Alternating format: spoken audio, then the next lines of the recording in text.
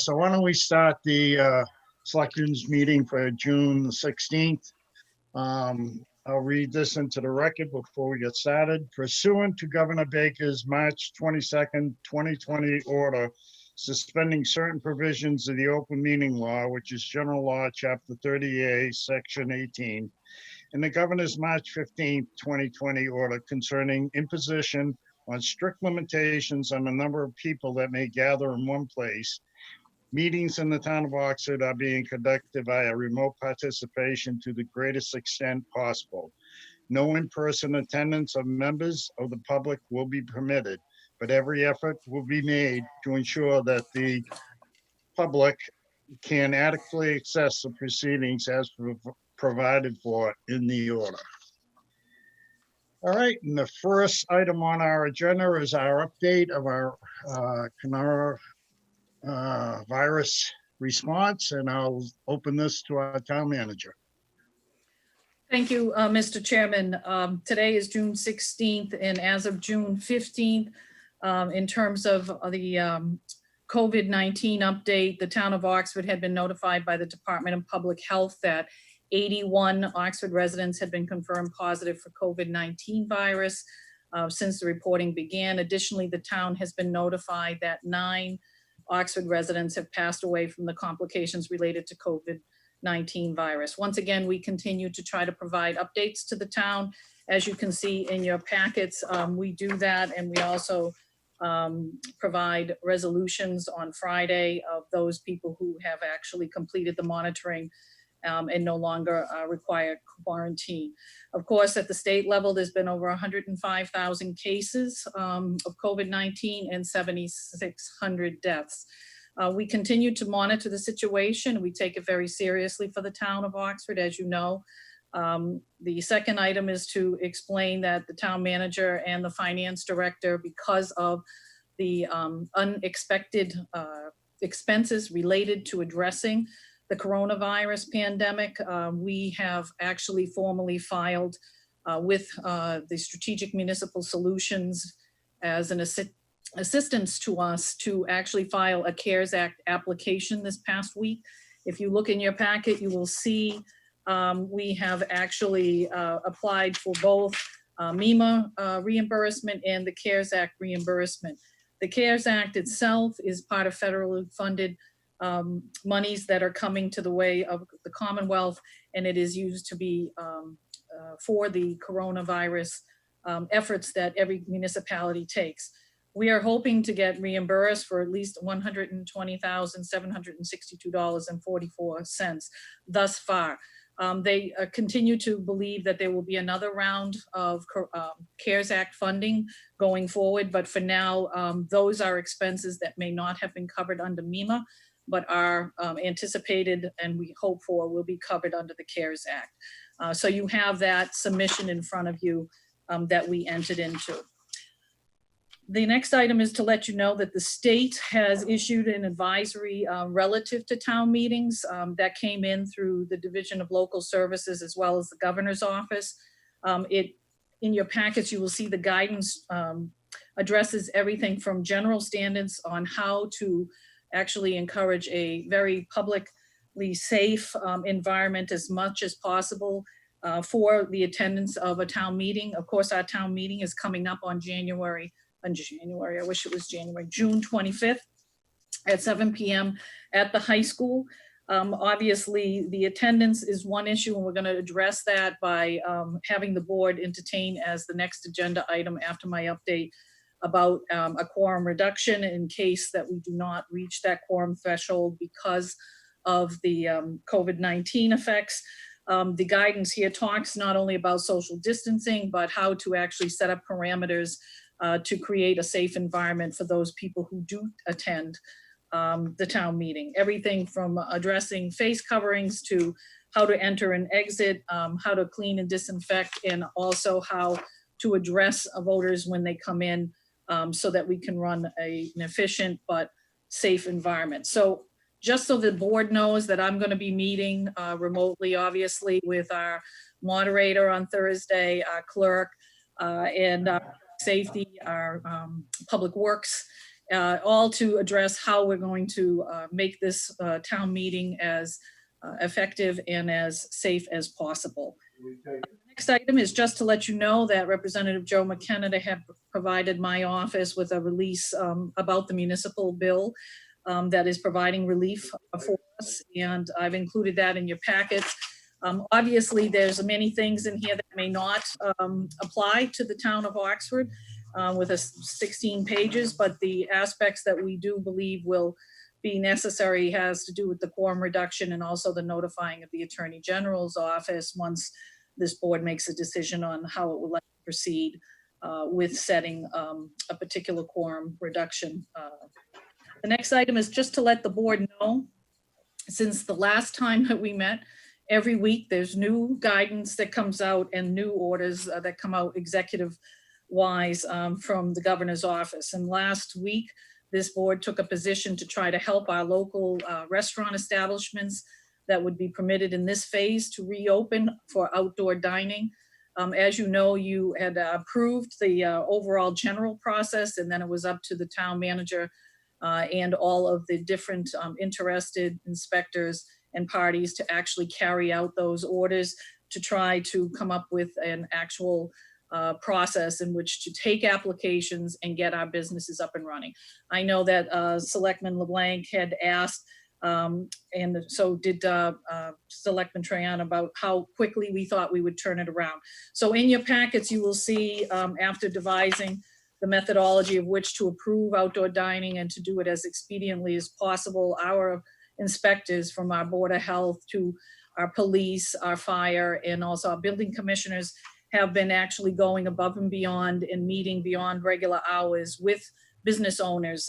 We have now processed 3 to date. Tomorrow morning will hopefully be a 4th one in which we can grant the temporary approval that will be conditional all the way to November 1st.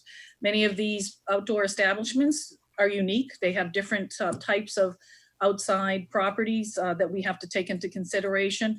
And so all of the inspectors have been really great in coordinating their visits and also getting back to me so that we can write conditional guidelines for them to open. And so far, they have been thrilled. And as you know, we have the Whistle Stop that has opened, J. Anthony's that has opened, and we also have Pine Ridge that is open. And hopefully by tomorrow, we'll have the conditional approval for Meiji in the north part of Oxford.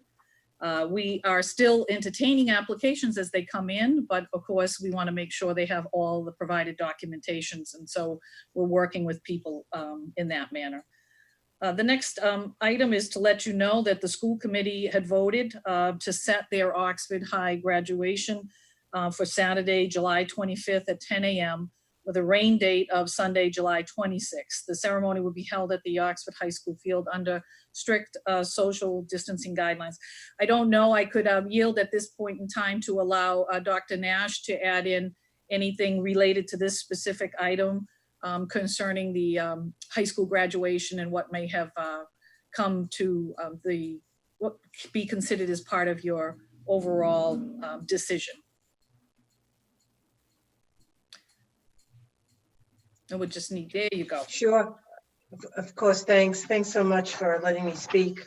Actually, the decision was really one that was predicated on students who felt that if they waited for a period of time, things might have improved, and therefore they could have some kind of semblance of a graduation. Prior to the decision being made on May 21st, the Department of Elementary and Secondary Education, along with the Department of Public Health, the State Department of Public Health, issued guidelines that would have severely impacted us had we decided to hold a graduation as normal in early June. The guidelines were such that you either had to do a remote graduation up through July 19th, and after July 19th, a school district could have the option of having an outdoor graduation under some very stringent guidelines, as the town manager has alluded to. Those guidelines include social distancing. They include pre-registration of guests, limitation as to immediate family who can attend, all kinds of restrictions that the Department of Public Health has determined at this point in time. So much discussion was had, but I believe it was really partly to try to afford our seniors some type of normalcy in graduation. Not that they will be gathering as a large group, if you will, but certainly being able to undertake graduation as a class, albeit restricted by social distancing guidelines. Thank you. Mhm. I know that Dr. Nash is also going to be here to talk a little with me about the process for making budget revisions in the wake of addressing the COVID-19 financial implications for the town. The next item on my update has to do with the memo that you will see that was issued regarding the Oxford Community Center Summer 2020 children's programs, which have been canceled due to COVID-19. The program cancellations, if you read the memo, really were arrived at as a joint decision relative to how restrictive the guidelines from the governor's office are relative to the types of programs we run, mostly on shoestring budgets. And so the fact that we would not have those same kinds of resources to deploy when they would be actually being formulated right now and being implemented, we thought it was best to cancel those. And like I said, that has come with the consultation of our finance director, our Board of Health, our community center director, the community center program manager, as well as our public works and safety officials. This would include our full day summer camp and extended day programs, the Kids Zone summer program, summer field trips, and the basketball program, along with Carbuncle Pond swim program. The other thing I just wanted to alert is the board is that there is word coming from the executive office that they're offering pop-up mobile testing, particularly after having large groups of people come together for the recent protests. They are making sure that all across the state that anybody who may have attended and been in proximity beyond the normal requisites of lower density, that they're going to offer pop-up mobile testing even in the central Massachusetts area. So that would conclude. I think that's one of my shortest COVID updates, but that's only because the other items we have to deal with that might have impact for COVID come up later. And that would conclude the COVID update for the board on June 16th. Very good. Thank you, Jen. Next item on our agenda is the town meeting quorum reduction, and I guess I'll hand that over to you also. Thank you. Tonight we're joined by a moderator, Russ Rowe, who is here as part of the requirement of trying to address this issue of how we conduct our town meetings. As you know, we already postponed our town meeting, which annually would take place per the charter on May 6th. Now we're going to be having it on Thursday, June 25th. And the most recent legislation that was handed out and signed by the governor was to help municipalities deal with the problem that they may be anticipating or experiencing at town meetings, and that is not being able to actually meet the required quorum elements that are provided provisionally in our bylaw and in our charter. And so the latest statute that came out was allowing municipalities through their boards of selectmen to consider reducing their quorum requirements. And that is more specifically about allowing a board of selectmen to provide that means no less than 10% of what a normal quorum would be for a community. That is not to say that we are not going to let more people come in if you were to just embrace the general statute versus actually setting another quorum threshold lower than the one that we already have. It's meant to just be a safeguard measure, since we all know how important it is to pass our budget before June 30th. So that we don't enter into a 1/12 budget. And in the event that we couldn't have a full quorum, this would allow us to proceed with a lower threshold. And I would like to defer to Russ Rowe because he may have some ideas about this. But my recommendation for the board would be to embrace that 10% reduction, or not less than 10% of the original quorum. Our quorum number typically is 100 people. And so by this 10%, you would not be able to have it unless 10 people showed up. We know that more than 10 people are going to show up, but at least we would be somewhere in between there should we not have a quorum present with the normal 100 person requirement. So Russ, I don't know if you want to add anything, but if this is, your meeting, you are the moderator, not this meeting, but town meeting. And we really, consider quite seriously any of the recommendations that you make and how you would like to think about running the meeting. And I think the board would appreciate that input.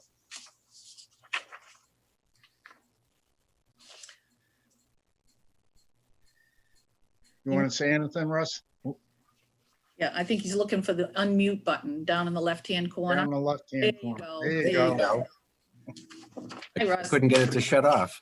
Yeah. I bet you wish you had one of those at town meeting for me. Good evening, everybody. No comment. No comment, yeah. That's a politician. Yeah, I agree that we should take advantage of the fact that we won't necessarily have to have 100 there. Obviously, our hope is to have 100 or more, because the more people show up, the better representation there is for the town as a whole. But I believe the high school auditorium holds around 600 plus people. So even if our normal 100 to 200 people show up, I think that there's going to be enough room if we section off the seats to have a good meeting. And certainly welcome to any of your ideas. Thank you, Russ. The other thing I wanted the board to be aware of is that once your vote is taken, if you do embrace this evening the quorum reduction requirement, we would then forward that to the town clerk, and then she would have 10 days to notify the Attorney General of this quorum reduction vote that the board has taken. And that would be sufficient enough to inform the AG's office that the town was moving forward with a town meeting, but was actually looking to reduce the number of voters required to hold that meeting. Okay, thank you, Jen. Board members, any comments or concerns? Hey, Dennis. Yep. So I don't know why, but the thought of having only 10 people make decisions for us at town meeting, even though I know that the governor allows it, that just seems to be an awfully small amount.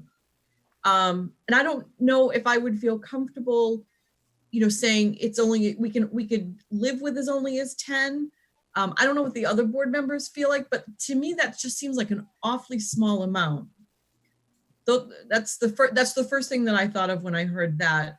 I mean, I know the governor's okay with it, but it just seems really small. Cheryl, my point is that I'm sure we're going to have more than 10. I mean, when you think of the board members, planning board, school committee, finance committee, I'm sure we got at least, 30 people there, and you're going to have your regulars. Right. So, Right. I'm looking at it. If let's say we had 90, there's been times when we've really been close to that 100 mark and then not been able to. So that's what I'm looking at, being in favor of this personally, because it'll give us some leeway. If we had 99, well, then we could still have the meeting, so. And then and actually Russ made a good point about the number of people we can fit in the auditorium. So without getting into too much nitty gritty, what kind of space requirements are, is there like, one person for every 6 seats or something along those lines? I'm sure that's kind of dictated. Is that somewhat dictated, Jen? Yeah, we're going to actually be discussing that on Oh, Thursday. okay. Yeah, and, you know, knowing that we're going to set those parameters up, it'll be in consultation with the Board of Health and the Board of Health agent, along with all of these other people who would take that into consideration, how we enter into the building. Yeah. With town clerk, that will have very stringent parameters, not to allow people to be too close, the wearing of masks, providing plexiglass barriers for our actual election workers who are checking people in, you know, the way and the pathway in, and how people would be seated. All of those things are a lot of little details, and we will need to adhere to creating and agreeing to that plan as we go forward. The one thing about this quorum reduction was, once again, is I would hate to see the board try to navigate something maybe in between and then be shy of it, and then we not have the town meeting, even though we know we're going to have more than 10%. I think the threshold was put so low, not to expect that there were that many people who would not come, but to allow the flexibility of, no matter what the amount of people is beyond that we would be able to still host the meeting with a good number of people in attendance. We are also, after this particular agenda item, we'll be discussing the submission of a 1/12 budget. And we have our finance director that will help navigate that with me in a little bit. But that is sort of a preemption of concern for whatever reason, with all of the energy that has been, witnessed with this pandemic, and also with a lot of the protests that have occurred across the country. We just want to be prepared that if there is something that prevents us from having town meeting, and we don't know, anything could happen, then we would still be able to survive going in financially with a 1/12 budget, which is not ideal, and we don't want to embrace that. And that's why we want to have the town meeting before June 30th. And so I think the anticipation is, we're not expecting a low number of people, but we're also concerned about whether we can meet that higher threshold. So anything in between, if you set a number and you're just below it, I hate to see the board be put in that position either, where we might have established too high of a threshold for it to meet, even if it's not 100. So I think, it's always, the discernment of how to proceed with the moderator. And I think we can probably comfortably argue that there'll be definitely more than 10 people who will be in attendance. Okay. All right. Thank you. I'm all set, Dennis. All right, thank you. Anyone else? Board members? Russ, you have any more to add? No, it is my understanding that families can stay together as far as the distancing. Obviously if a group of 2 or 3 or 4 people live in the same house, they don't have to stay 6 feet away from each other in the auditorium. So families can stay together. We're just going to have to lay it out so that they're safely distanced from everybody else. Yeah, And I'm sure we'll be talking about that at our meeting later in the week. Yes. Yeah. All right. Well, not seeing any more discussion, I would entertain a motion to approve the governor's allowing us to have a quorum reduction of so that the attendance could be not less than 10%. I make that motion. I second that motion. We have a motion and a second. Any more comment? Then I'll call for a vote. Yes. Yes. John, your mic's not on, but I saw your mouth said yes. And I'll say yes. That's 4 in the affirmative, 1 absent. We have approved that quorum reduction. Thank you. All right. Thank you, Russ, and thank you, Mr. Chair. We'll make sure that the town clerk gets that certified vote. Excellent. Very good. And do you need me for anything else later in the agenda, or are you all set? I think we're all set with you, Russ. I know we can always, beckon you to come back if we need. Exactly. You can call. I look forward to seeing you from a distance on the 25th. Thanks, everybody. Thank you. Thanks, Russ. Russ. Nice to see you. All right, next item on our agenda is approval of the pilot agreement. Town manager. Thank you, Mr. Chairman. This has been something that's been long in the making. One of the things I had come to the board last spring with was the prospect as the solar company Blue Wave was handing off its solar array to a new owner. Basically, we refer to it as Goldman Sachs.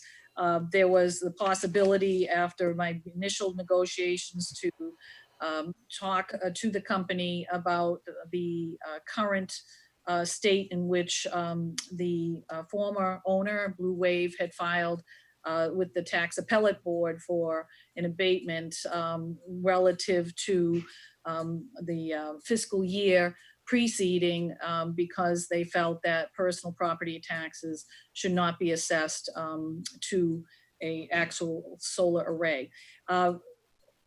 True to what you might expect when you're negotiating with a behemoth company, it's taken a long time. There have been many points in which we've gone back and forth with two of the companies. And I am here tonight with our tax assessor to discuss with you what we believe is the final proposal for agreed upon terms for a pilot, which is payment in lieu of taxes, which we will have with negotiated in its final form with our legal counsel, a 30-year agreement. And this 30-year agreement was taken into consideration that the town felt very strongly, I know I did as a manager and also the assessor, that we were not going to abate or return the monies from the first 2 years that the property in the array was being assessed taxes. It was very important for us to not return that money. There's many reasons for that. Of course, our legal counsel felt we had a very strong case and was in on all of the conversations that we have had. And there have been dozens of conversations and phone calls and emails back and forth. Tonight, we're hoping to propose to you a 30-year fiscal agreement, and I'm going to let our assessor talk through what that means, and then I can add a few little details of how important this will be for the town financially going forward for that 30-year period. Chris, if you don't mind, I'll let you talk a little bit about the megawatts and the final agreed upon terms. All right. So what we've agreed on is it's a 30-year agreement beginning in fiscal year 2018. As the manager has mentioned, we are not giving back money from 2018 and 2019, but the money the town's collected is an important component of that. So it was part of the agreement. So what will happen is the agreement will run from 2018 through fiscal year 2047. It's a scary post-retirement number. But so essentially it will be, and I'm not sure how this works, and I'm looking for another screen, so I don't know if I alt tab away if I disappear or not. So from fiscal year 2020 through fiscal year 2037, so the first 20 years, we'll be making payments of $184,035. That represents 11 cents per kilowatt or $11,000 per megawatt. That's a little lower than what we would typically accept, but that's a recognition of collecting the extra money in fiscal years 18 and 19. And it is significant getting that money up front. Having cash in your hand today is worth more than cash in hand 20 years from now. So it's a very significant accomplishment of the town. keeping the revenue we already collected in fiscal years 18 and 19. So for the first 20 years, we collect 185,000, and then there's a couple of $5,000 reductions in the final 10 years. I believe it happens in 2 stages. With a final collection in fiscal year 2047 of $169,045 a year agreement. It's certainty for the town. The town does not collect in present value dollars any less money than we have without an agreement. But with an agreement, we eliminate the risk of losing at the ATB and getting nothing. Giving back 18 and all of the revenue we would get.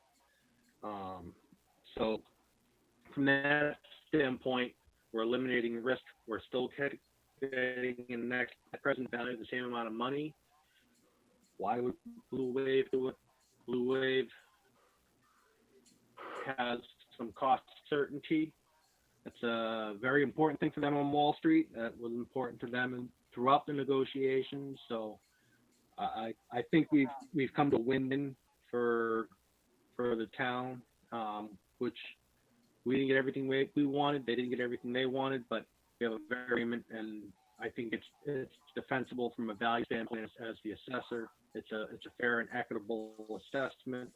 They're not paying less. They're just structuring it differently over time. They're still going to be paying. I did the math, just over 5.7 million over in tax revenue, and based on the 18 and 19 payments to the town, that's another significant revenue gain for the town. So those are the 3 components that are key. You know, it's 11 cents per kilowatt, $11,000 per megawatt, and it runs through 2047. So I think I'll turn it back over to the manager. Thank you, Chris. I'm sorry, it was a little funky with the remote. When you were speaking, it was a little delayed sometimes, but I could hear everything that you said. I hope the rest of the board could do that as well. I think there's a couple takeaways that I again want to emphasize.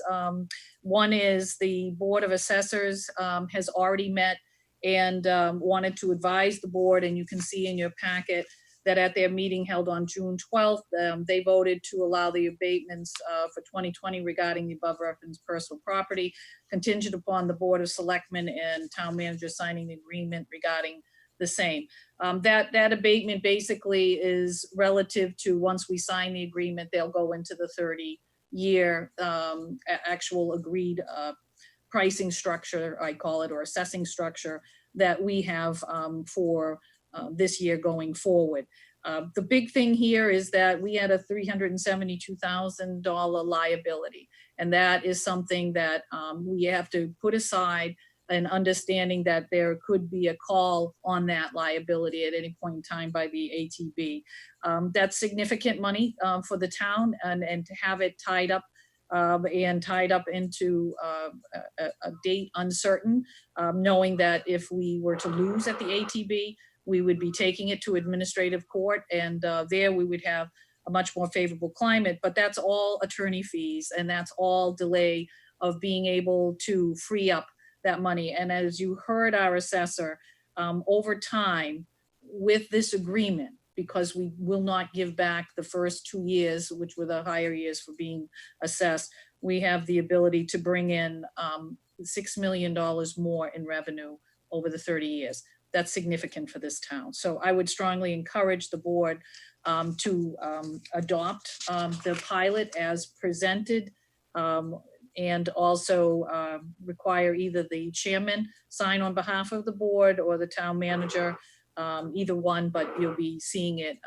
before its final submission to Goldman Sachs by our attorneys.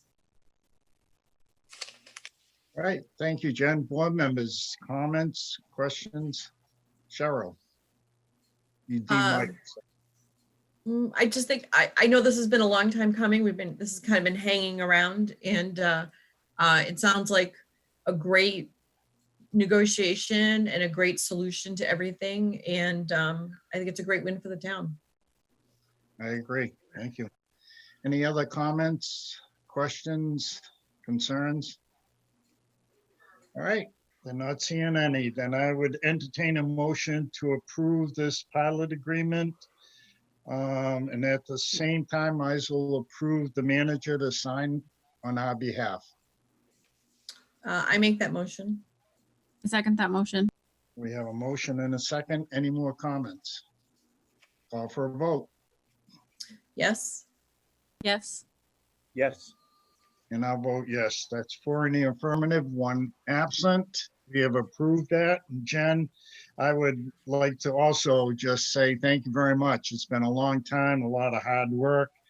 And it's a great thing for the town because that's guaranteed money. So thank you very much for all your hard work. Also, Chris, thank you for your hard work. Thank you. Thank you. We really appreciate that. Thank All right, next item on our agenda is approval of the town meeting warrant. Turn this over to town manager and Katie, I presume. Sure. What you have in front of you in your tab related to approval of the warrant, you will see that we have a warrant that's not too long. It's a total of 17 articles. You will see many of them are related to transferring, I call them more routine housekeeping articles, where the town meeting members will be asked to actually provide the transfer and appropriation of funding, the approval of our annual approval of our revolving accounts, looking at seeing if we can address the area relative to placing money in major compensated absence fund, our OPEB funding, our stabilization funds in a way of trying to shore up money because we know that this pandemic is going to continue to affect us financially. And then there's also the PEG cable access articles that you'll see in there that we were required to by the Department of Revenue to take on and to finally concede that we need to create both an accounting of it and allow for town meeting approval of such funds. And then there is also another article that relates to the application of municipal liens relative to animal control, bordering and veterinarian costs for those people who refuse to pay those charges. We have no way of collecting them. And we've had some pretty high profile animal cruelty and sheltering cases more recently. So it would be important to have a mechanism that allows the town in the future to potentially impose municipal charges to real property. And then, of course, we have the very comprehensive large-scale ground-mounted solar energy systems bylaw. And then the final piece, of course, is approval of the fiscal year 21 budget, which we're going to take up a little bit relative to some of the changes that we're going to be proposing in light of the COVID. But those are the articles 1 through 17 in a summary form. I'm happy to answer any questions about those articles, but many of them are straightforward and hopefully that allow us with the moderator to lead an effective and efficient meeting. And I don't know if our finance director wants to add anything, Katie? Only if there are questions. I don't think I have anything to add regarding the warrant, but I'd be happy to answer any questions. All right, thank you. Board members, any questions? Yes, Mr. Chairman. Yes, John. Now, everything that we're taking up at this town meeting is just going to be finance related. Is that correct? Initially, the legislation, in order to adopt a quorum reduction, had provisions that you could only do financial articles. They took that out, recognizing that there are some communities that may have shorter, more abbreviated warrants. And so I actually put together the articles that had been submitted I do believe that many of them will go rather quickly, and that perhaps the two that might generate some discussion relates to the budget and also the debt exclusion article, which I neglected to mention, I'm sorry, in my summary, but I know we've talked about it previously with the board. So it does include some that are not just financial. I do think that the ground solar mounted bylaw has been worked on. Could we push it off to the fall? We could, but I don't think it will generate a lot of controversy. I know the planning board has worked very hard on it, and it affects mainly those people wanting to put in solar arrays, not necessarily all the residents. I don't anticipate a lot of discussion over that, but the rest of them are pretty purely all financial related, with the exception of that one. Okay. It just John? happens to be that way.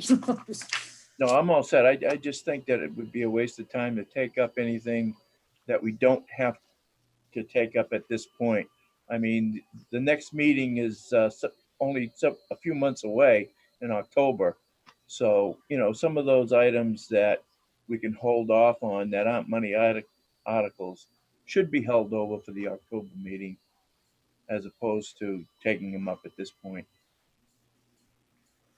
Okay, Mr. Chairman, just so you know, I did consult with our legal counsel, and town council did take a look at our warrant, obviously, for a final review, and did also, they hadn't expressed that concern as much. I was generally going in that direction as well at the early phases here, but once I looked at all of the articles and once I discussed them with our finance director as well, I think we recognize that we could have a pretty efficient meeting and be able to address all of these. Of course, if we found ourselves in a protracted meeting for whatever reason, we can address what might need to be taken place to pass over an article, or the moderator could entertain a number of things. So we still have that option, but if everything works expediently as we hope at town meeting, then we should be able to tackle all 17.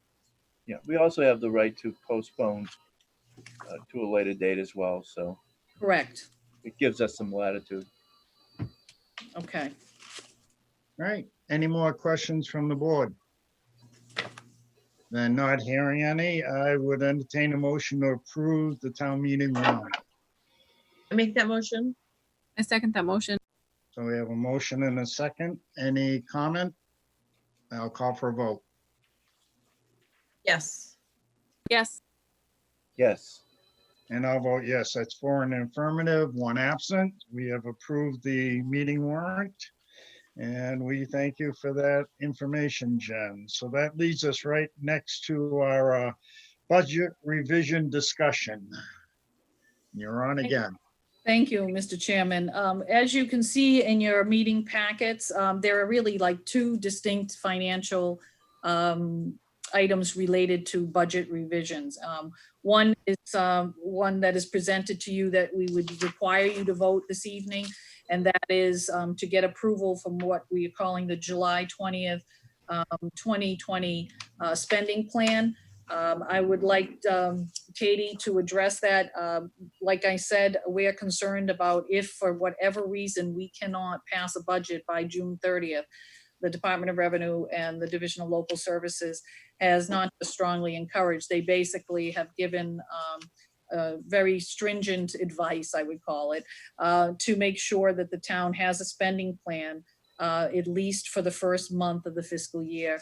And Katie, I'll let you tackle that part of it so that the board will understand what we're asking them to vote on this evening, if that's okay. Oh, sure. Yes. So everything's changing in the areas of government and municipal finance every day, it seems.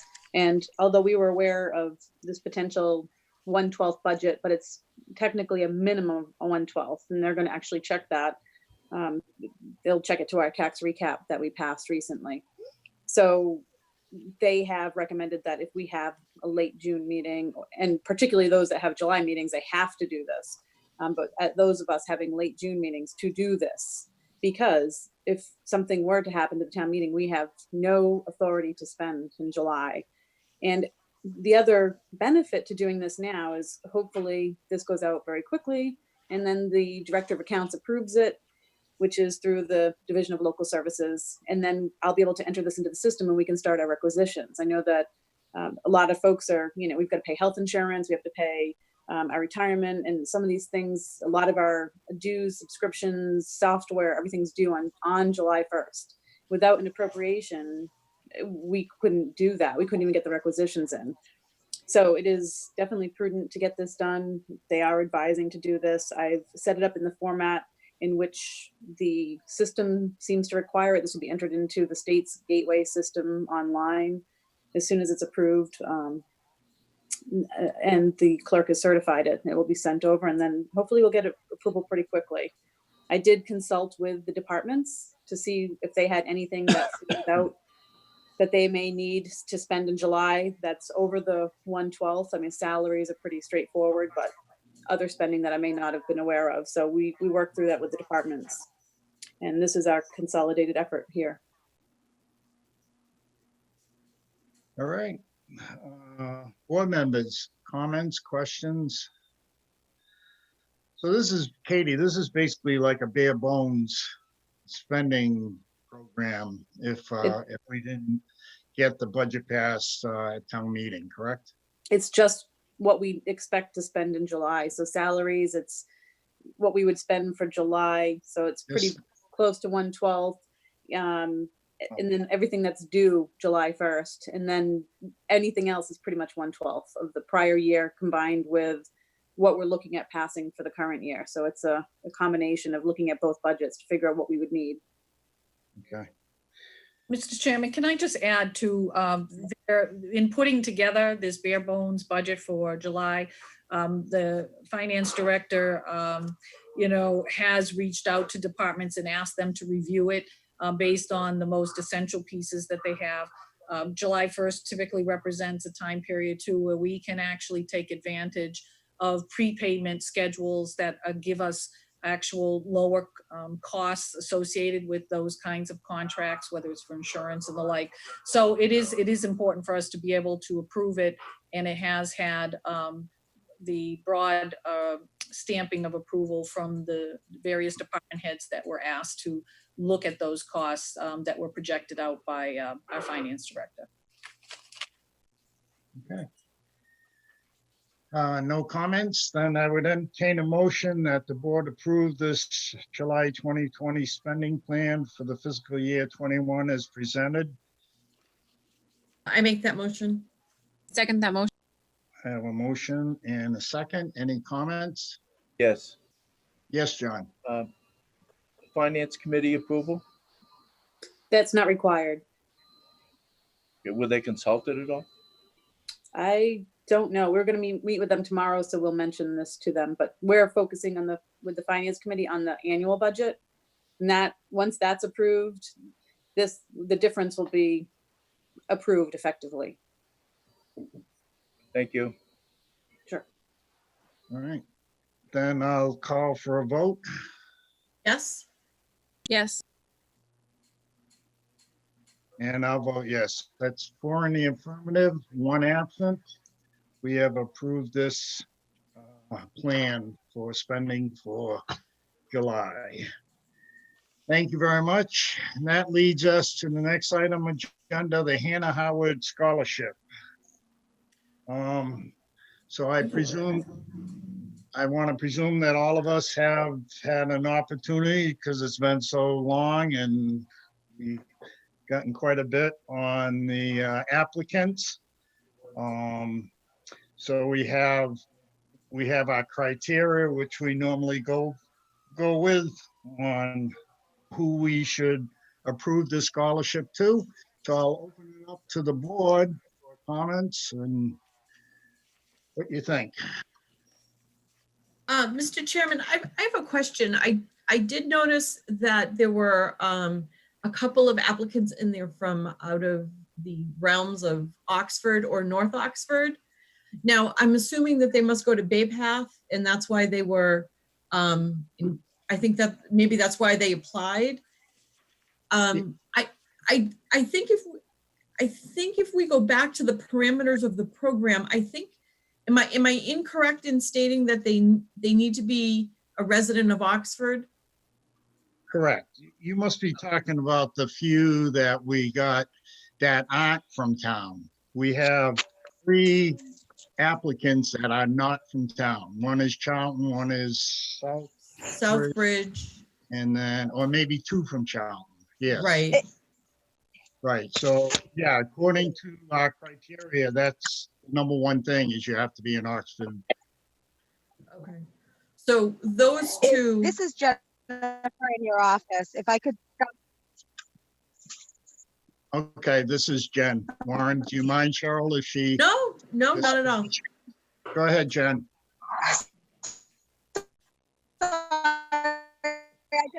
I just wanted to jump in. You're make any determinations of whether or not the applicants qualified under the rules.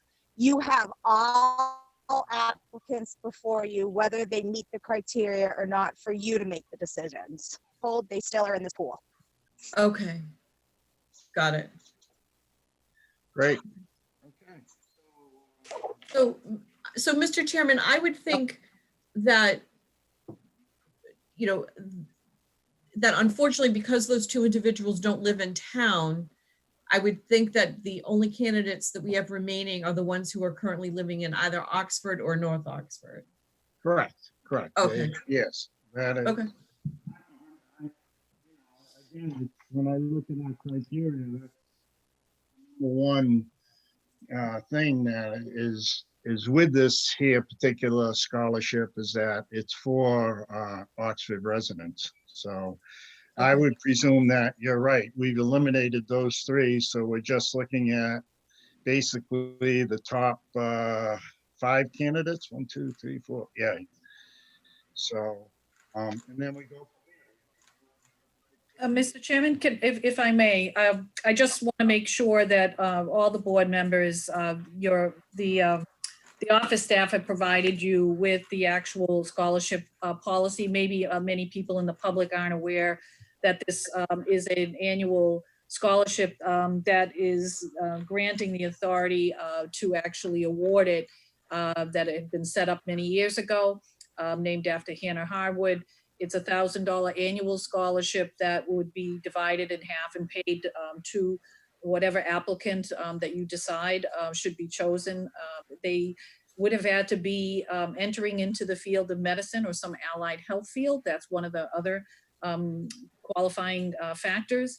And that would be paid directly to the students as they matriculate into a full-time college status. And then obviously you have the criteria below that's enumerated for you. The Oxford resident proof of residency, the economic need, you should consider that. Is this a student that based on their financial aid form submission, that would be a criteria you would want to consider. Their grade point average and or their class rank, which you have that documentation as well. And then whether they actually are going to be matriculating into a medical field of medicine or allied health. And that would be confirmed with an acceptance of a college letter. So those really help spell it out for you. But, you know, of course, your difficulty is knowing you might have a good selection of candidates this year. And I will tell you that my office and the Board of Selectmen's office did pound the pavement a bit on trying to get more people to be interested in applying. And so you do have a healthy number of people who are before you for consideration. All right. Thanks, Jen, for adding all that. Maybe I should have started. No, that's okay. So that still brings us to comments. And Cheryl, I think you still got the floor. I just would like to say that, again, I remember in years past, we've struggled sometimes with having candidates. You know, we've got a very, as the town manager alluded to, we've got a very healthy set of candidates here and a good number of them. And, you know, it appears that from my review of them, it appears that they all look well qualified. And they, it'll be it's a tough decision for sure. And I just would like to say thank you for people's interest in this program. This Hannah Harwood Scholarship. We have Harwood Street in Oxford, which is named after the family who originally set this up. So, tough decision, but thank you, Mr. Chairman. I appreciate it. Sure. Thank you. Any other board members want to comment first? Not. Yes, I Yes, do. yes, John. In the past, we have gotten these applications not knowing who the candidates were. The names were redacted. And personally, I enjoyed doing it that way. This is the first year that the applicants' names were on the presented to us for review. I'm going to be honest with you, I feel very uncomfortable in doing it this way, knowing the applicants. It was much easier not knowing who they were, just looking at their background, looking at their qualifications with no names attached. It was an easy process, and it was one that one couldn't assume that there was any interest that wasn't legitimate. So with that being said, I'm going to abstain from this process this year. I would like to suggest that maybe we do it a little bit different next year. I would feel more comfortable not knowing who the applicants are. The board obviously should be selecting the individual that is going to get the scholarship. I would feel comfortable, and this is only my opinion, that the applications go to the school department and that the school department forward those applications to the Board of Selectmen with the redacted names of the applicants. I just don't feel comfortable dealing with names. I know a couple of the people personally that have applied. I know the families, and it makes it a lot more difficult knowing who these people are. So with that being said, I would like to just abstain from the process this year. Okay, John, thank you. I agree with you. It was much better when we didn't know who the applicants were, but I understand why the process changed a little this year, trying to make it more open as far as making sure that the people are from Oxford, so on. But I am ready to move forward. I don't know about the rest of the board, and we have to do something. I presume we definitely want to issue a scholarship. So unless I hear any different, I think at this point I would accept any possible names.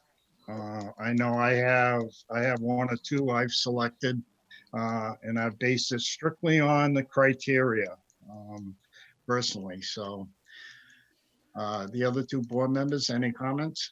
I just have a question, if you don't mind, Mr. Chair. Sure. In the packet, the 8 names are listed in a row. When we're discussing this, should we discuss it by what number they are in the row as opposed to using their names when we're talking about preferences, or do you want us to use the names? You're reading my mind. Exactly what I have to mention that. Yes, I think that would be appropriate that we list the remaining 5 as 1, 2, 3, 4, and 5 and discuss them in that regards. I'm going to be a little difficult. I'm sorry. I know who I preferred, but I didn't really pay attention to the towns of I don't know what people are from what towns. I know I looked at the criteria, so I know which ones are from Oxford, but can we use the numbers 1 through 8 with the Yep. understanding that we're gonna do it based off of the criteria and hoping that we're not gonna pick a number for someone that's not from Oxford? Does that Okay. make sense? Sure, we can do that. But I'll tell you right now, 6, 7, and 8 are not from Oxford. Are those, okay, and that's fine. I wasn't sure which, I didn't know if there were 2 or 3 that weren't from Oxford. No. So it was more, Last 3 in the list are not from Oxford. You have the Okay. list? yeah, yep. Okay, so All that doesn't change my numbers at all then. All right, well, so seeing that, we have 1, 2, 3, 4, and 5. Do we have a consensus, or do we want to? I will tell you personally that looking at, the field they're going in, I personally have always believed that's in all my years on this board, that's always been the intention, is to help the high school student get started. So I very much added that into my decision. I will disclose that right away. So doing that, figuring the Mr. Chairman, we're having a hard time hearing you because you're away from the mic. Oh, I'm sorry. No, How's that? that's all right. There you go. You know what the problem was? I had a paper over the microphone. Oh, okay, gotcha. So, well, I'll repeat that. I have 2 choices.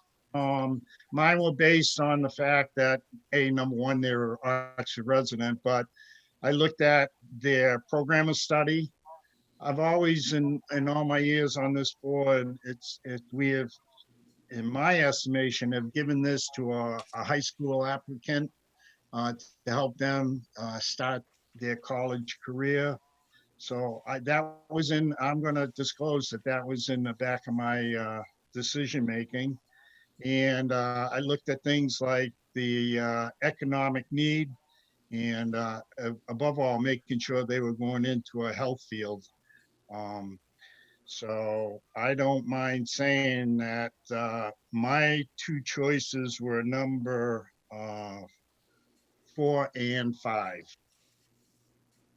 And I will go either way on those 2, unless somebody wants to convince me about somebody else. Mr. Chairman, I was leaning towards number 5 as well. And very much based upon, the same criteria that you mentioned also.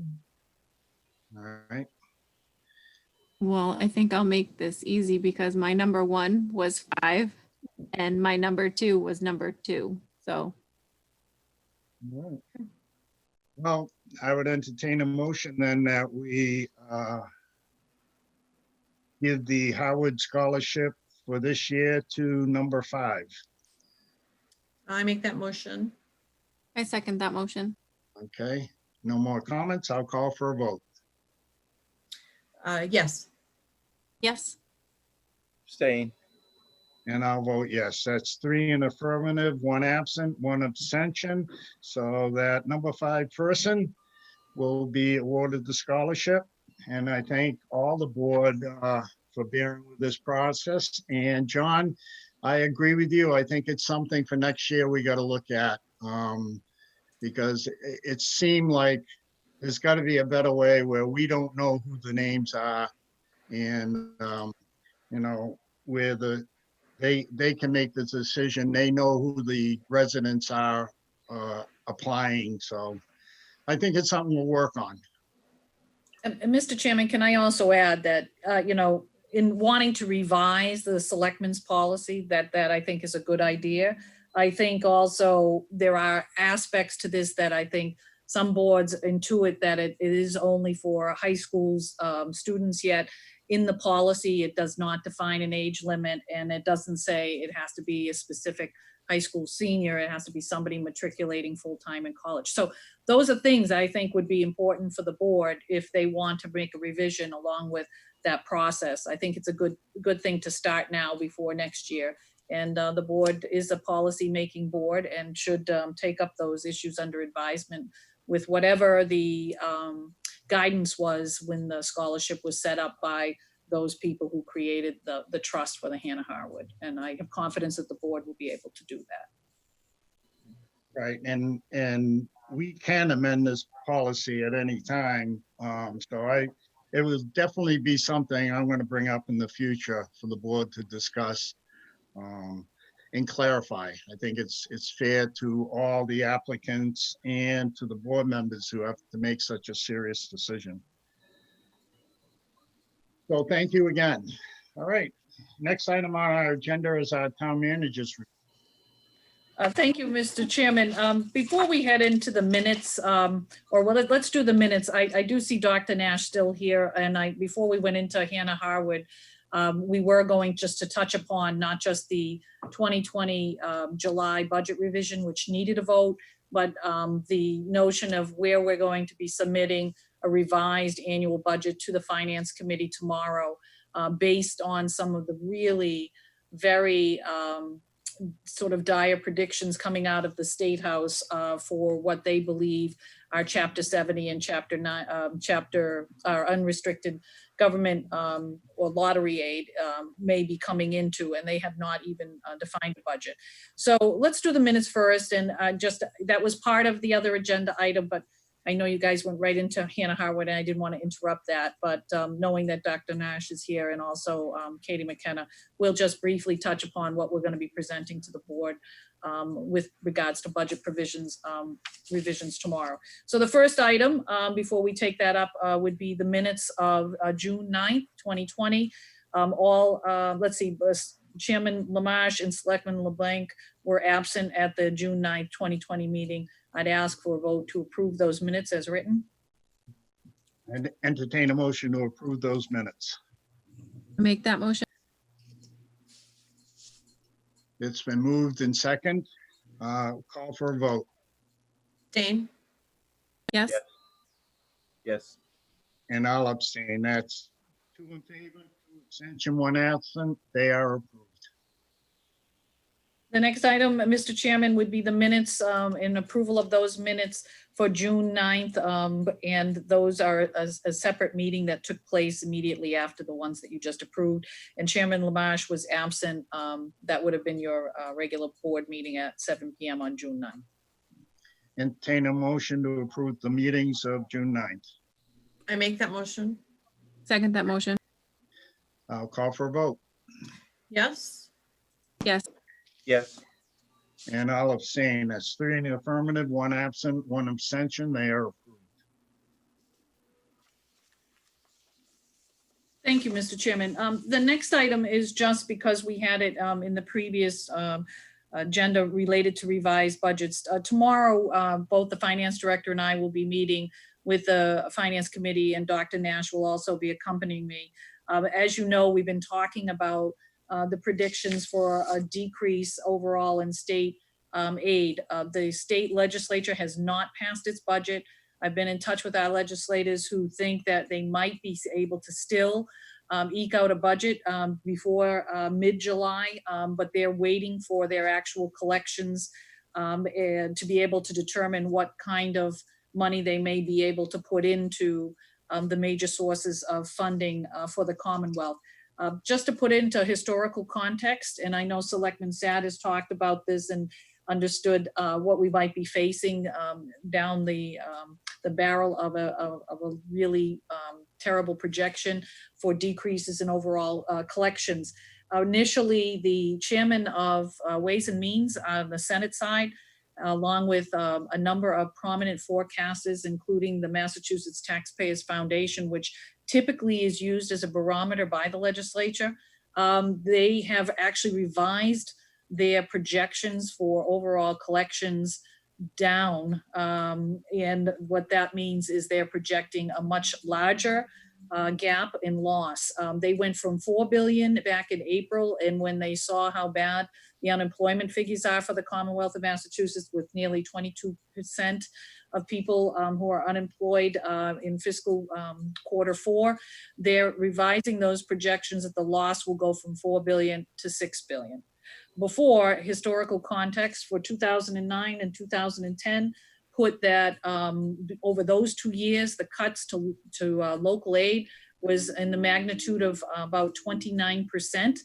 That was with projections of a $4 billion type of loss, which would eclipse that. And now we're talking a $6 billion loss. That had enough evidence for me to hear that we needed to go into fiscal year 21, even though we had a balanced budget, with the notion that it would be not a good thing to come back mid-year or even in the summertime after we started our fiscal budget and make radical cuts. This translates, if we follow the advice that we have from prominent forecasters in the state, they are telling us to prepare for a budget cut from the state anywhere between 20 and I've heard even upwards of 30%. We have 30% of our budget is contingent on state funding. And Dr. Dash has been around the block a few times, as well as I have, about how to actually make projections and make sure that the town is prepared for that. That has meant that we have gone back and met with all of our department heads, and we both conceded that we should prepare for almost a 20% reduction in state aid in terms of lottery money. And on the school side, the Department of Elementary and Secondary Education is telling the towns to prepare for as much as a 5% reduction in Chapter 70 aid to the town. That translates for Chapter 70 for almost $600,000 in terms of a reduction that this town could expect. And for unrestricted government aid, we're talking almost close to $500,000. We're talking about $1 million that this town needs to be prepared, that it may not be coming from the state. Having said that, we've done our meetings. We have done our, what I call it, surgical precision cuts. And that has amounted to us coming up with a reduction overall to the budget that we're going to present, and hopefully tomorrow the Finance Committee will approve. That removes approximately $1.2 million from the budget, the balanced budget I presented to you earlier before the pandemic had struck in force. This is still a balanced budget, but it's a budget nonetheless that has less in it. As you know, I had taken the unenviable position of furloughing 27 employees during this pandemic who remain that way until June 30th. This particular overall reduced budget does eliminate positions in terms of full-time equivalents, and they will exceed 10 full-time equivalents. That means that we have part-timers and full-timers. Every department had been discussion about what they felt they could part with, but they also recognize that there oftentimes comes down to personnel and people. The goal here is that if we get a much rosier actual message and appropriation that comes from the state this year, that's wonderful. We can make adjustments and hopefully get back a little bit to normal, but we can't do that in absence of having real true figures, and that this is not just about this year. It's about being able to extend the town's capacity to withstand next year's fiscal 22 budget, which will be really expected to be catastrophic based on how slow the economy will be in terms of rebounding here. So I'm going to defer to, let's start with maybe Katie and then go to Dr. Nash to talk a little bit about how we formulated our plan and in just generalities. You do not have to vote on this, the Finance Committee voted on it, but I wanted the board to understand what we were doing and the difficult strains that we're under to make sure that the town will withstand this very turbulent time financially that is on the horizon. We've already started it, but it's going to be even more on the horizon. Katie?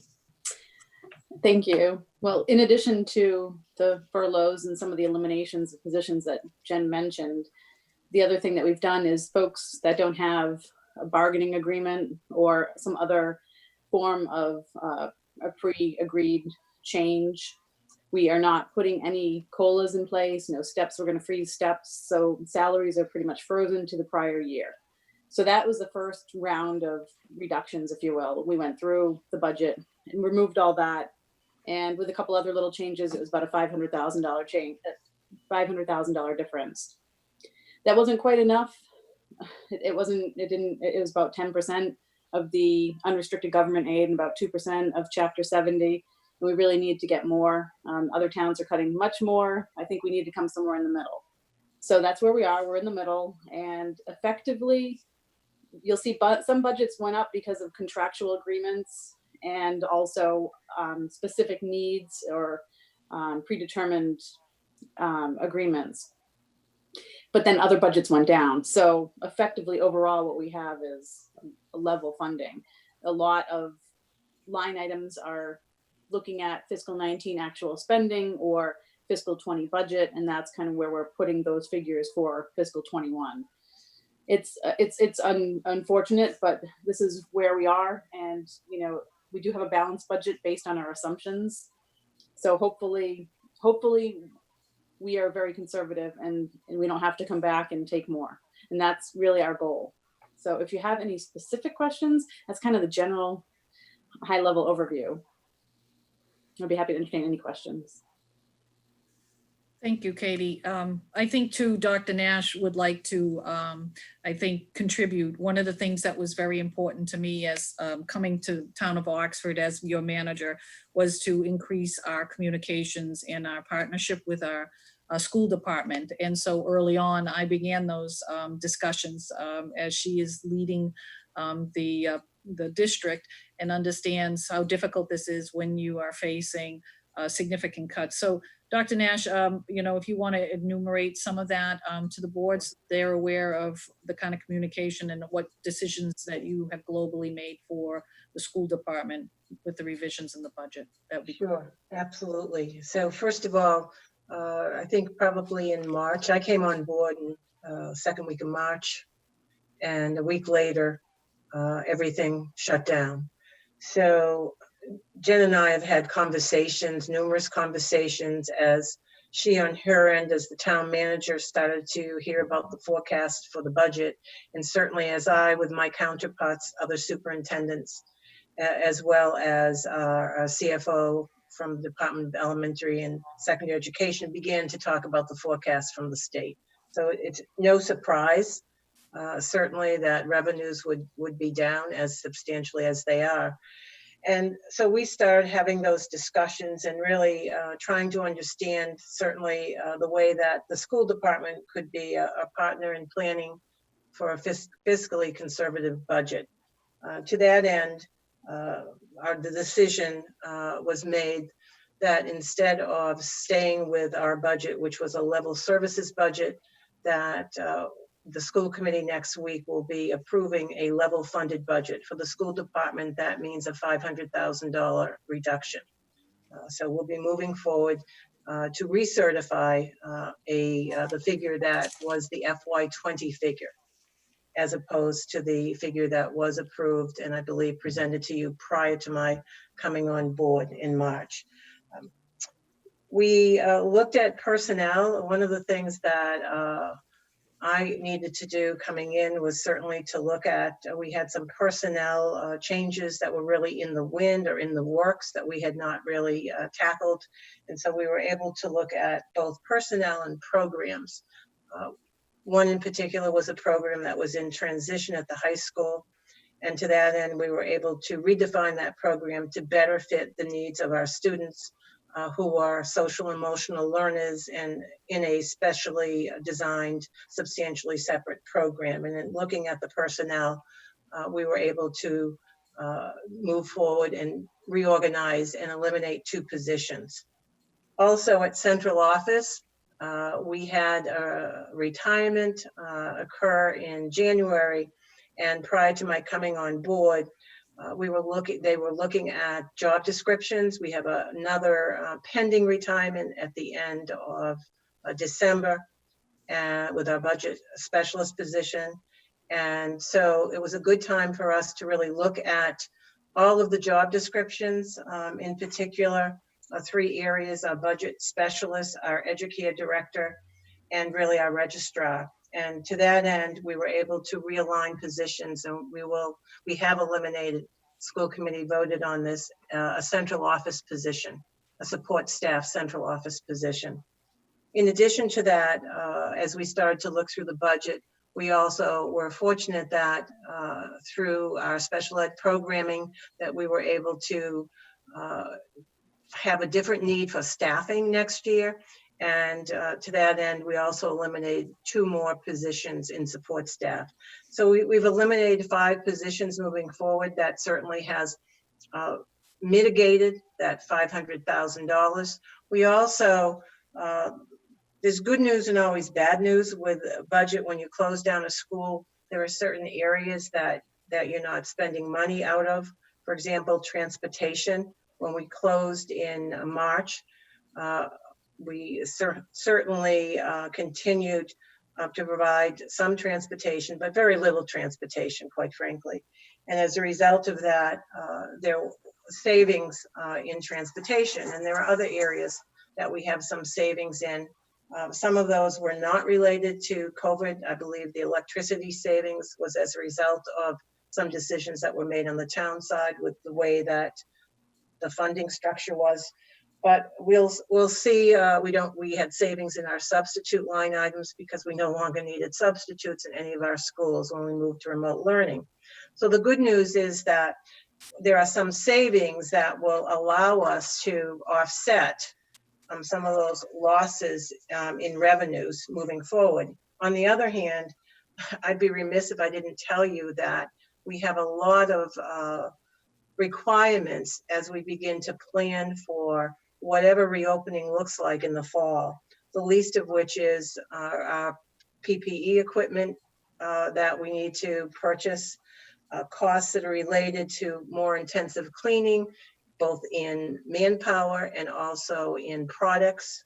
We also are going to need to look at technology needs. We were fortunate in this district that any student who, when we flipped the switch and needed to go to remote learning, which also included online learning in some instances, we were able to provide any family that requested a Chromebook, a device, with that device. But we have not put Chromebooks in every single student's hands. That presents some challenges, as teachers were noting to us in their survey and review at the end of the year about what was working and not working. So we know that we are going to have more technology needs in hardware, in connectivity for parents, and also in distance learning platforms. The commissioner has clearly indicated that should we have to flip the switch again, and should we have any kind of a hybrid model that includes remote learning, that his expectations around remote learning are more robust. And we're working to that end to go out and do some purchasing and review of some distance learning platforms that will really enhance opportunities for all students, but also, and more importantly, provide equity across the table. I also have the issue of how do I address the social emotional needs of students as they return. Currently, our staffing is such with respect to adjustment counselors, with respect to social workers and others who would address those issues and have the skill set to do that.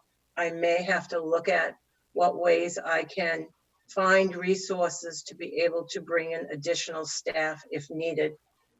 Staff training is a big piece of this that I'm going to have to address. One of the things that we found out very quickly when we had to flip the switch in probably a week or less and move to remote learning, that many of our staff needed more training in technology, to no surprise. And certainly they hung in there and they learned and certainly modeled that for their students. But we also recognized that they could benefit from more training along the way. I also have to address the realistic prospect of staff not returning, dependent on what the model looks like.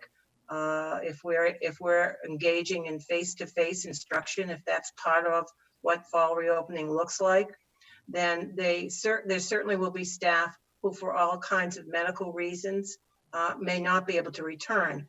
And therefore, I need to find a substitute to replace that staff member. And if that staff member has a medical issue and has the sick time, then the cost becomes magnified as a result of that. The other piece that is going to be a big unknown for us is what will transportation look like?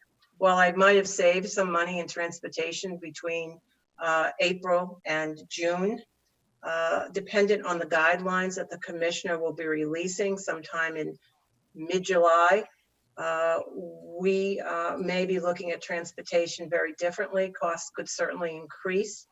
There are estimates out there in many districts around what some of those costs could look like, especially if we have to continue to maintain some kind of social distancing on a bus.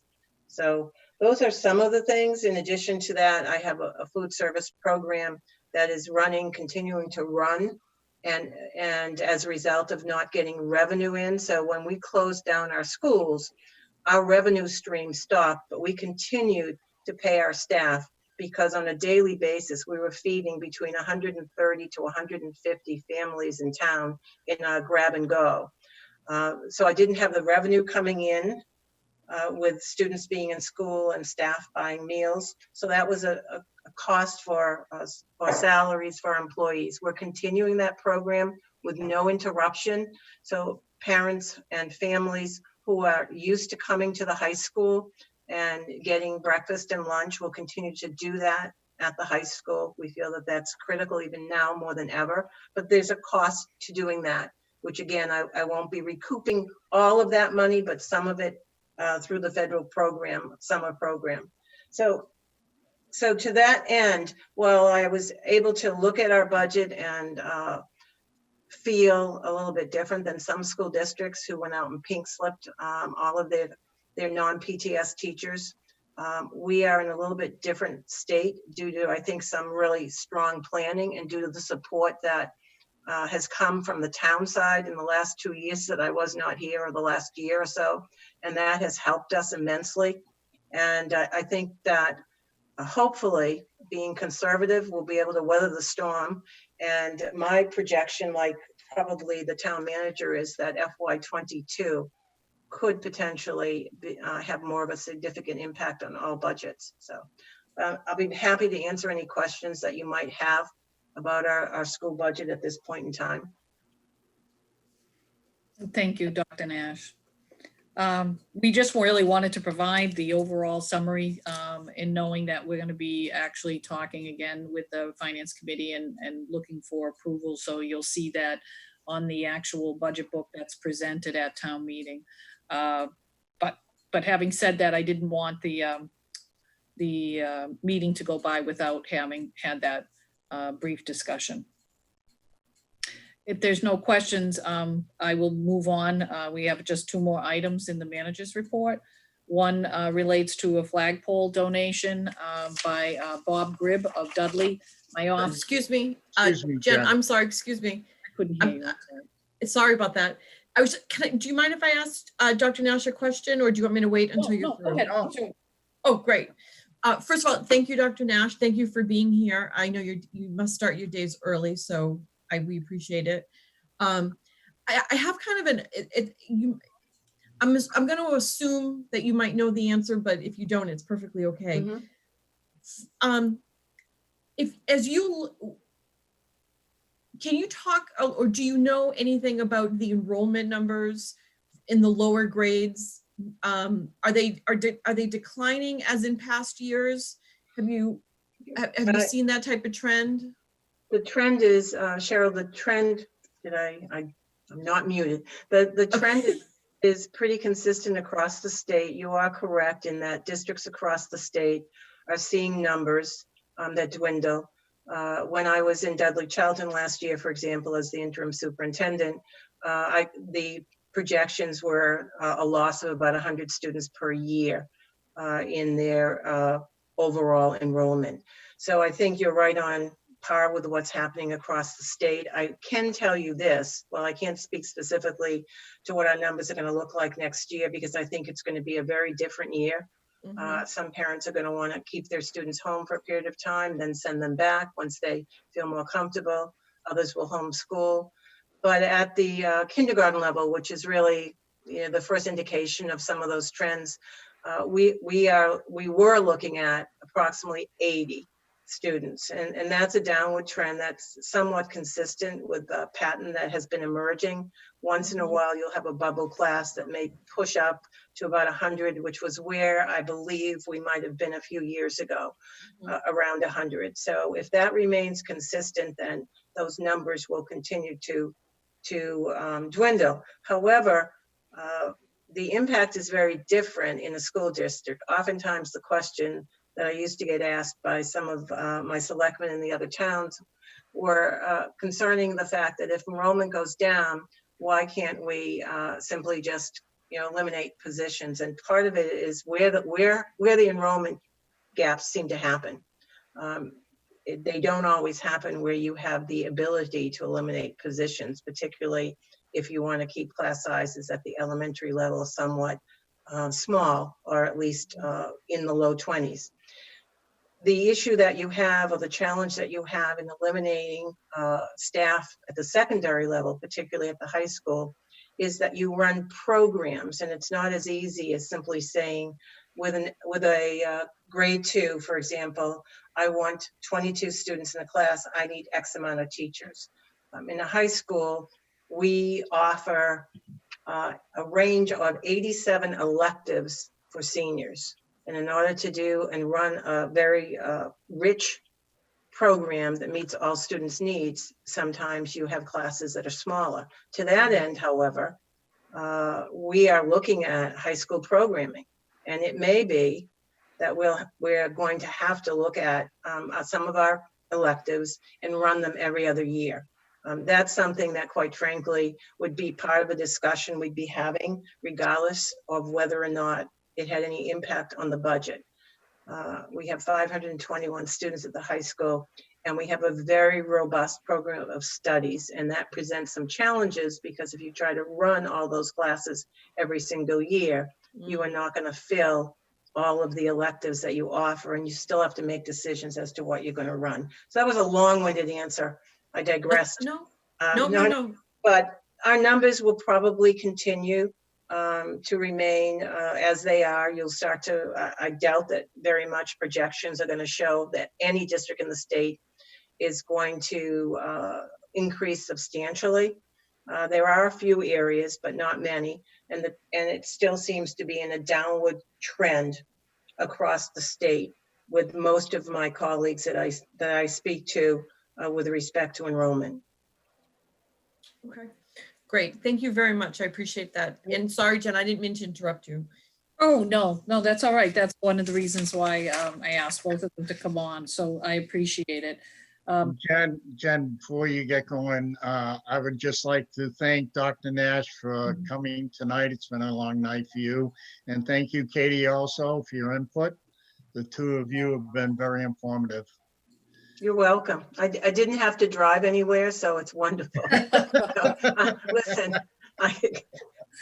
I'm used to getting home really late from Deadly Childhood. That's I'm right. good. Thanks. Thank you, thank you, Christine.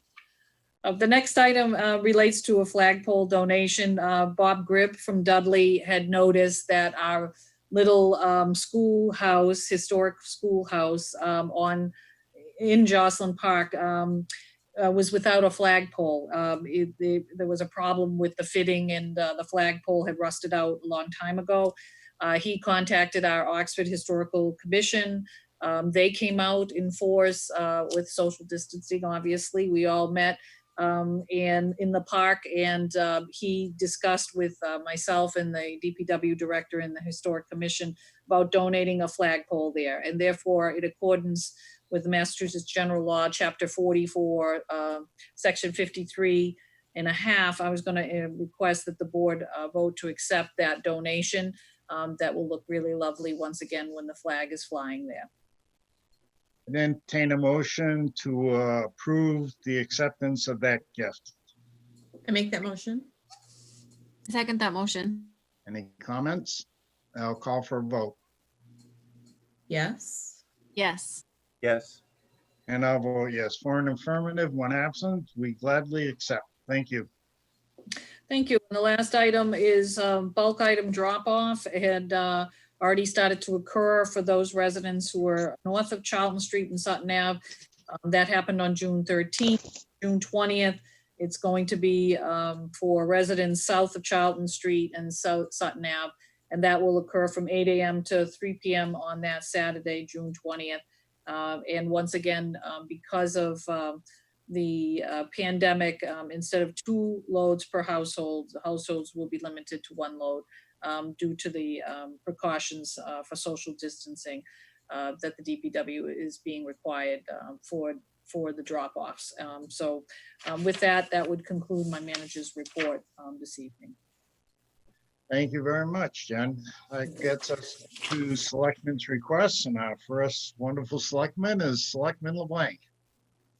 Evening, everyone. I really just would like to say thank you to Jen for staying on top of the budget and trying to deal with, providing services under reduced budgets. That's certainly not an easy task when when your whole mission statement is to keep your town running. And the inclusion of the superintendent is very, very refreshing and, very realistic. And I think that by working together, we can achieve what needs to be done for the kids in the school systems. And I'm glad to see that the school committee is working towards the same ends as we are, which is trying to just do the best we can. So, and that's all I had, Mr. Chairman. Great. Thank you very much, Cheryl. Selectman Triano. I don't have anything tonight. Very good. Thank you also. Selectman Sad. I just want to comment again. I know we brought it up before, but I think that the town common is just perfect right now. Those benches being painted that real, was it semi-gloss or glossy black, brings out the, the quality of the equipment that we purchased through a grant to put on there. And obviously, we wouldn't be where we are with that program without the manager's efforts in making sure that we got those benches, we got the highway department involved, we got the flower pots up, the plantings, the flagpoles, you name it. She's been cracking the whip and she's doing a good job with that. And it looks real good, Jen. Thank you. Well, maybe we can do our social distancing and have a cup of coffee. I know Selectman Blank did that. And it was nice and refreshing to get that message from her on a sunny morning. Hopefully next meeting after the town meeting, I have a number of individuals who just recently helped with planting the entire bandstand this past weekend and also the center. So it was really nice to have some flower power people out there. I'll tell you though, it's very difficult to garden with masks on when it's hot out. But we did it and had a lot of nice people in the center of town. And even at the park, expressing how much they appreciated it, and even picked up a few future volunteers because they think it's really important. So I thank you for the board's support and moving forward with that. So thank you, Selectman Sad, for that feedback. That's all I have, Mr. Chairman. All right. Thank you, John. The only thing I have is I know we've all seen a lot of protests and concerns, hear a lot about defunding police and stuff. And I just wanted to state on record that I so appreciate our police force and what they do for this town. They are a tremendous asset. Who's the people you call when you need? It's police or fire, There is no way, if I'm a member of this board, I would ever think of defunding our first responders. That's my personal, as a board member, I would fight that tooth and nail. I do appreciate the work they do. I thank them for the work, especially in these troubled times. There's always those bad individuals in any career, but I feel we have a top-notch force, and I just want to send my appreciation to them. So they're aware they got one big supporter here in town. And with that, that's all I have. So I would entertain a motion to adjourn. Make that motion. I second that motion. And I'll call for a vote. Yes. Yes. Yes. I'll vote yes, 4 in the affirmative, 1 absent. We are adjourned. I thank you all for attending this evening. You're all looking wonderful. Especially with the new hairdos, now that you can get them cut, right? So, Have a Dennis, good your night. hair looks fabulous. oh, thank you. I just got it done. Have a good night. Good night, everyone. Stay safe and virus free.